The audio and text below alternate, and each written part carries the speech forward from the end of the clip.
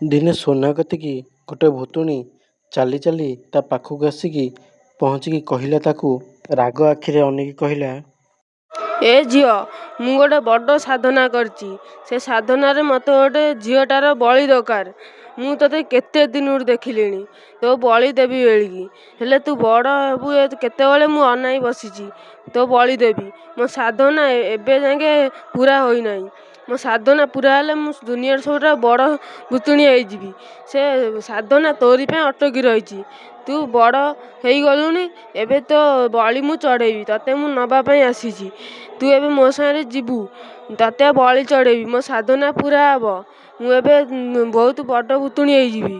ଆଉ ଗାଁରେ ପୁରା କବ୍ଜା କରିଦେବି। ଆଉ ଗାଁ ଲୋକମାନେ ମୋତେ ଡରିବେ। ଗୁରୁବାର ଦିନ ମୋ ସାଧନା ମୁଁ କରିବି। ସେଇଦିନ ଗାଁରେ ଆତଙ୍କ ହେବ।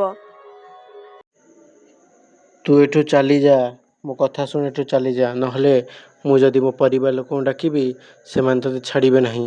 ଯଦି ତୋ ଭାଗ୍ୟ ଭଲ, ତାହେଲେ ମୋ ଆଖି ଆଗରୁ ଚାଲିଯା। ତୁ ଯାହା କହିବୁ କ'ଣ ତୋ କଥା ଅନୁସାରେ ହେବ? ଯା, ମୁଁ ତୋ ସାଙ୍ଗରେ ଆସିବିନି। କ'ଣଟା କରିବୁ ମୋର? କିଛି କରିପାରିବୁ? ତୁ ମୋର କିଛି ବି କରିପାରିବୁନି, ହେଲା। ମୋ ସାଙ୍ଗରେ ମୋ ଭଗବାନ ଅଛନ୍ତି। ତୋର ଏତେ ସାହସ, ତୁ ମୋତେ ଆସି ଡରଉଛୁ? ତୁ ଯାଉଛୁ ନା ନାଇଁ? ଏବେ ଗୋଟେ ଛାଞ୍ଚୁଣି ଆଣି ବାଡ଼େଇବି, ଦେଖିବୁ ଏଇନା। ତୁ ବୋଧେ ଚିହ୍ନିନୁ ମୋର ଅସଲି ତାକତ କ'ଣ। ତୁ ଜାଣିନୁ, ସେଇଥିପାଇଁ ଏତେ ଡେଉଁଛୁ ନାହିଁ। ତୁ ମୋ ଅସଲି ତାକତ ଜାଣିଲେ ଡେଇଁବୁ। ଭୂତୁଣୀ ତାକୁ କ'ଣ କଲା, ବେହୋସ କରିଦେଲା। ବେହୋସ କରିକି ପଳେଇଲା ସେଠୁ। ତାପରେ ସୋନାର ଆଖି ଖୋଲିଲା। ତାକୁ ତା ବିବାହ କରିଥିବା ବର ଆସିଲା ଦେଖିବା ପାଇଁ। ସେ ଆସିକି ବର ଆସିକି ସୋନା ପାଖେ ପହଞ୍ଚିଲା ଓ କହିଲା, ସୋନା, ତମର କ'ଣ ହେଇଛି? ତମେ କାଲି ବେହୋସ ହେଇକି ପଡ଼ିଯାଇଥିଲ। ମୁଁ ତୁମକୁ ଜାଣିଛ କେତେ କଷ୍ଟରେ ପାଣି ମାରିକି ଡକ୍ଟରଙ୍କୁ ଡାକିଲି। ମୁଁ ପୁରା ଚିନ୍ତାରେ ପଡ଼ିଗଲି। ମୋ ସୋନାର କ'ଣ ହେଇଛି? ତମେ କାହିଁ ଏତେ ଚିନ୍ତାରେ ଅଛ? ତମକୁ କିଏ କ'ଣ କହିଛି? ମୋତେ କୁହ, ଯଦି କିଛି ହେଇଥିବ ମୁଁ ତା ସମାଧାନ କରିବି। କିନ୍ତୁ ତମେ ଟେନସନ୍ରେ ରୁହନା, ମୋତେ ଭଲ ଲାଗେନା ସେମିତି। କ'ଣ ହେଇଛି କହୁନା? ଚୁପ୍ କାହିଁ ରହିଲ?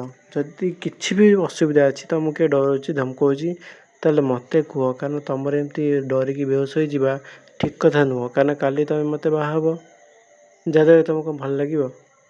ଭଲ ଲାଗିବ କି? ମୋତେ କ'ଣ ଭଲ ଲାଗିବ କୁହ? ତମର ଯଦି କିଛି ବି ହେବ, ମୋତେ ଭଲ ଲାଗିବ ନା? ତେଣୁ ତମର ଯଦି କିଛି ଅସୁବିଧା ଅଛି, କି ତମକୁ ଯଦି କିଏ କିଛି କହୁଛି, ତା ସବୁ କଥା ମୋତେ କୁହ। ସୋନା ସେ କଥା ଶୁଣି କହିଲା, ହଁ ରେ, ତମେ ଠିକ୍ କହିଛ। ମୁଁ ତମକୁ ଗୋଟେ କଥା କହିବାର ଅଛି। କାଲି ନା ମୁଁ ବେହୋସ ହେବାର କାରଣ, ଗୋଟେ ଭୂତୁଣୀ ଆସି ମୋତେ ଧମକଉଥିଲା ଯେ ସେ ମୋତେ କୁଆଡ଼େ ନେଇଯିବ ତା ସାଙ୍ଗରେ। ସେଇଥିପାଇଁ ମୋତେ ସିଏ ହିଁ ବେହୋସ କରିଦେଲା। ମୁଁ ବେହୋସ ହେଇନି। ମୁଁ ତାକୁ ଧମକେଇ ଦେଇଥିଲି, ଡରେଇ ଦେଇଥିଲି, କିନ୍ତୁ ସେ ତଥାପି ମୋତେ ବେହୋସ କରିଦେଇ ଚାଲିଗଲା। ଏଥିରେ କୁହ ମୁଁ କ'ଣ କରିବି? ମୋ ଏଥିରେ କିଛି ଭୁଲ ଅଛି? ତମେ କୁହ, ଏବେ ସେ ଯଦି ଆଉ ଥରେ ଆସିବ, ମୁଁ ତେବେ କ'ଣ କରିବି? କୁହ ତମେ ଚୁପ୍ ହେଇ କାହିଁ ରହିଲ? ତମେ ପା ପଚାରୁଥିଲ। ତମେ କୁହ, ସେ ଯଦି ଆଉ ଥରେ ଆସିବ, ମୁଁ ସେଥିରେ କ'ଣ କରିବି? ତମେ ମୋତେ ବଞ୍ଚେଇବାକୁ ଅଛ ତ? କ'ଣ କହୁଛ? ତମେ ଯଦି ମୋତେ ବଞ୍ଚେଇବ, ତେବେ ଠିକ୍ ଅଛି, ମୁଁ ଅପେକ୍ଷା କରିବି। ଠିକ୍ ଅଛି। ସୋନୁ ମୁଁ ଏହା କହି ପୁଣି ବେହୋସ ହେଇଗଲା। ପୁଣି ଠିଆ ହେଇଗଲା। ବେହୋସ ହେଇକି ପୁଣି ଠିଆ ହେଇଗଲା। ସୋନମ କହିଲା, ଦେଖ ମୋ ସହିତ କ'ଣ ହେଉଛି।